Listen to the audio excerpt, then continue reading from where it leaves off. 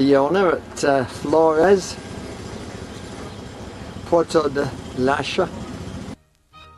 Flores is named after the profusion of flowers that grow in the gardens and valleys. It's an absolutely beautiful island. This is the jib furling gear, which broke as a consequence of the bobstay breaking, and in Horta we cut a couple of inches off with the Dremel tool and rebuilt it.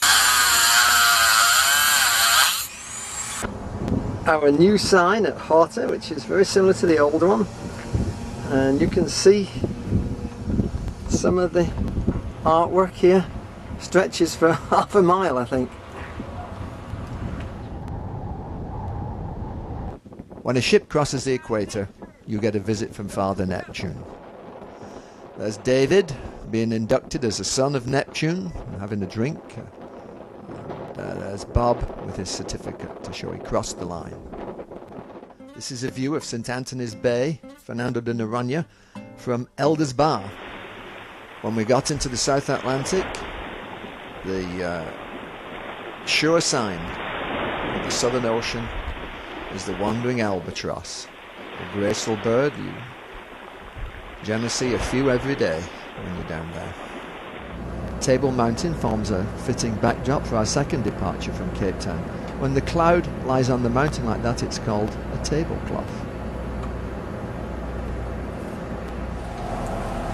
There goes the sun sinking away. We're waiting for a rare optical phenomena called the green flash. That looks like a green flash straight up. You see that green line?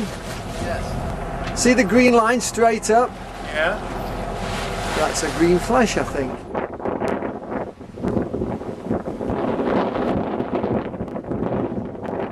The dramatic coast of Kerguelen Island, the most remote habited island in the world.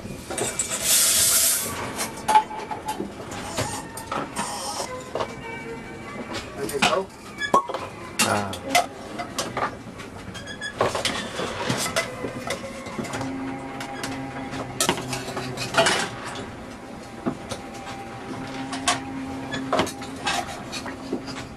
Cranberry.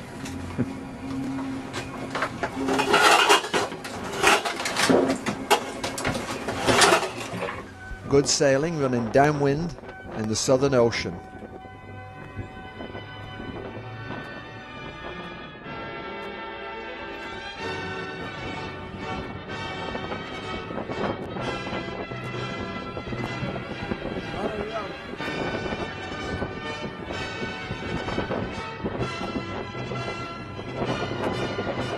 When we were 800 miles from Tasmania, the main supporting strut of the South Steerer broke, and so we decided to go to Australia instead of New Zealand. You have to be flexible when you're sailing. A week or two after leaving Auckland, we hove to in winds up to 60 knots, and unfortunately a heavy wave broke over the bow and burst the staysail. Good job Bob wasn't there at that time. Okay, we're a typical situation. We're bearing the sails. We're at about 51 south, and we just spent the day hove to. And a big wave came and washed out the staysail.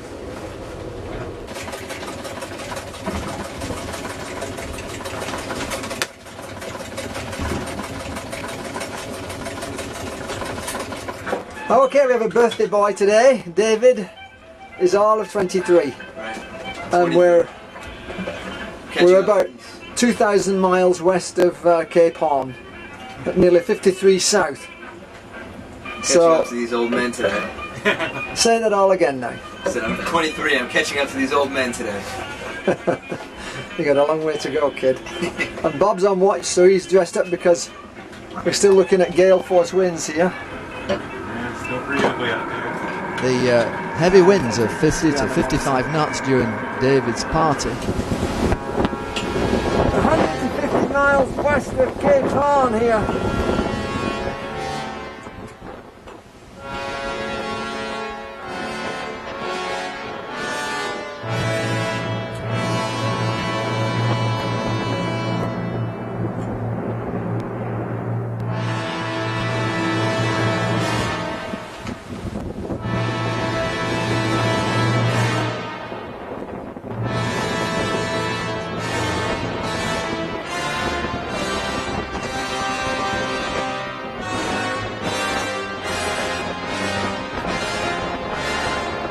Suburbia has come to Stanley. All these houses are new since I was here. Most of them built within the last 5 years, I believe. Now they can keep up with the Joneses. Here's the Globe Tavern that the crew know well. Here are some attractive Victorian terraced houses in downtown Stanley, and this whalebone rib arch is outside the church. The government house where the governor lives, the Queen's representative. We just collected the Royal Mail from Stanley. This is heading for South Georgia. It's our job to get it there.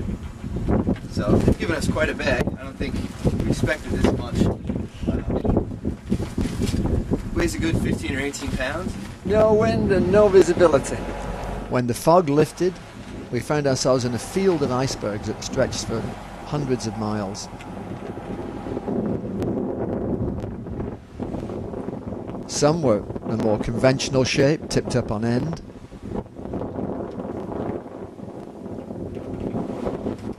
And others were very big and flat, obviously broken off from the ice shelf which lies to the south of South Georgia. Icebergs greet our approach to South Georgia Island. The sun's coming up on the mountains here. Lovely shot. Bob and David march over the soft tundra to the cemetery. Its most famous inhabitant is Sir Ernest Shackleton, the Antarctic explorer, who's buried here. We're visited by molting chinstrap penguins as we are tied up to the somewhat rotting dock at Grytviken. King Edward Point in the distance, and turning around here are the whale catchers that have been abandoned here for many years. Well, we've turned north for Brazil. Soon we're saying goodbye in a day or two probably to guys like this.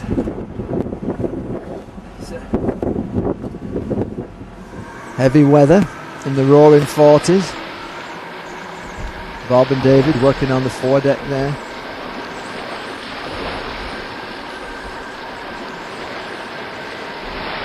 This is a typical Maine scene in summer.